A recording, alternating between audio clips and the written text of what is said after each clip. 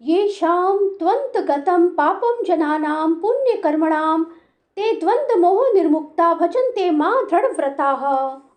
अनेक जन्मों तक पुण्य कर्म करने से जब कोई समस्त कल्मश तथा मोहमय द्वंद्वों से पूर्णतया मुक्त हो जाता है, तभी वह भगवान की दिव्य प्रेमा भक्ति में लग पाता है।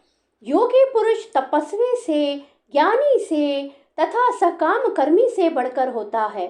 अतः हे अर्जुन, तुम सभी प्रकार से योगी बनो। जब हम योग का नाम लेते हैं तो हम अपनी चेतना को परम सत्य के साथ जोड़ने की बात करते हैं। विविध अभ्यासकर्ता इस पद्धति को ग्रहण की गई विशेष विधि के अनुसार विभिन्न नामों से पुकारते हैं। जब यह योग पद्धति सकाम कर्मों से मुख्यतः संबंधित होती है तो कर्म योग कहलाती है। जब यह चिंतन से संबंधित होती है तो ज्ञान योग कहलाती है।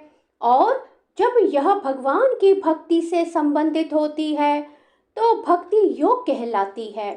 भक्ति योग या कृष्ण भावनामृत समस्त योगों की परम सिद्धि है, जैसा कि अगले श्लोक में बताया गया है। भक्ति योग पूर्ण आत्मज्ञान है, अतः इससे बढ़कर कुछ भी नहीं है। आत्मज्ञान के बिना तपस्या अपूर्ण है। परमेश्वर के प्रति समर्पित हुए बिना ज्ञान योग भी अपूर्ण है। सकाम कर्म भी कृष्ण भावनामृत के बिना समय का अपव्यय है। अतः यहाँ पर योग का सर्वाधिक प्रशंसित रूप भक्ति योग है। श्री भगवान का कहना है, समस्त योगियों में से जो योगी अत्यंत श्रद्धा पूर्वक मेरे पर्याण है, मुझे भजते हैं, अपने अंतःकरण में मेरे विषय में सोचता है और मेरी दिव्य प्रेमा भक्ति करता है, वह योग मुझसे परम अंतरंग रूप में युक्त रहता है और सबों में सर्वोच्च है। यही मेरा मत है। प्रत्येक जीव भगवान का अंश स्वरूप है और इस तरह प्रत्येक जीव को अपने स्वभाव के अनुसार भगवान की सेवा करनी चाहिए। ऐसा न करने से वह नीचे गिर जाता है। जो मनुष्य अपने जीवन दाता आज भगवान की सेवा नहीं करता और अपने कर्तव्य में स्थिरता बरतता है, वह निश्चित रूप से अपनी स्वाभाविक स्थिति से नीचे गिरता है। भक्ति योग समस्त योगों की परिणति है। अन्य योग तो भक्ति योग में भक्ति तक पहुँचने के साधन मात्र है। योग का वास्तविक अर्थ भक्ति योग है। अन्य सारे योग भक्ति योग रूपी गंतव्य की दिशा में अग्रसर होते हैं। कर्म योग से लेकर भक्ति योग तक का लंबा रास्ता आत्म साक्षात्कार तक जाता है। निष्काम कर्म योग इस रास्ते मार्ग का आरंभ है।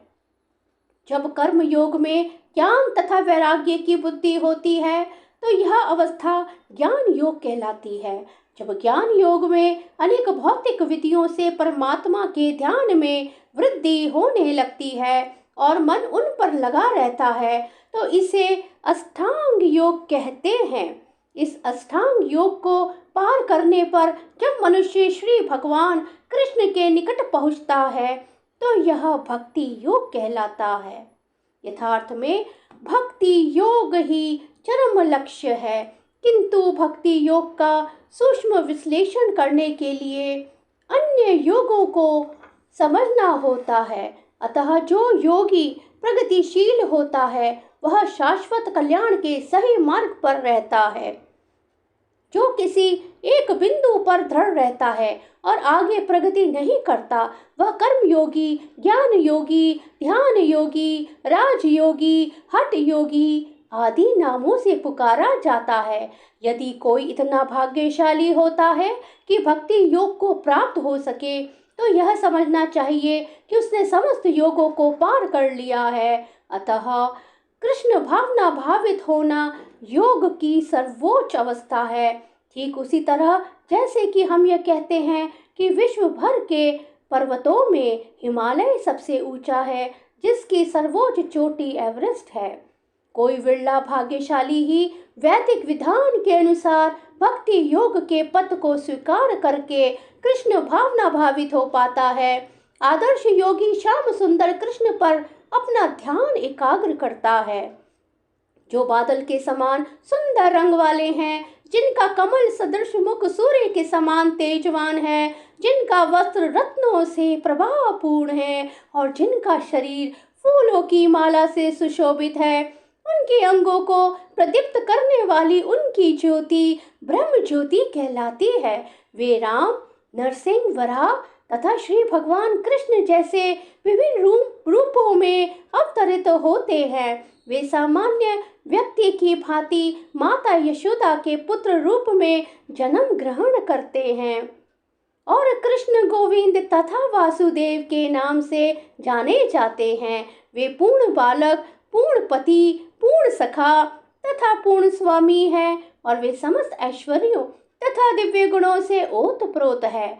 जो श्री भगवान के इन गुणों से पूर्णतया अभिज्ञ रहता है, वह सर्वोच्च योगी कहलाता है। योग की यह सर्वोच्च दशा केवल भक्ति योग से ही प्राप्त की जा सकती है।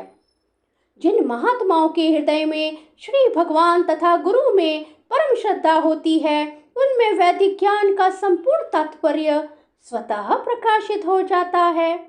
भक्ति का अर्थ है भगवान की सेवा, जो इस जीवन में या अगले जीवन में भौतिक लाभ की इच्छा से रहित होती है। ऐसी प्रवृत्तियों से मुक्त होकर मनुष्य को अपना मन परमेश्वर में लीन करना चाहिए। ये सभी कुछ ऐसे साधन हैं जिनसे योग की परम संसिद्धिमयी अवस्था भक्ति या कृष्ण भावनामृत को संपन्न किया जा सकता है।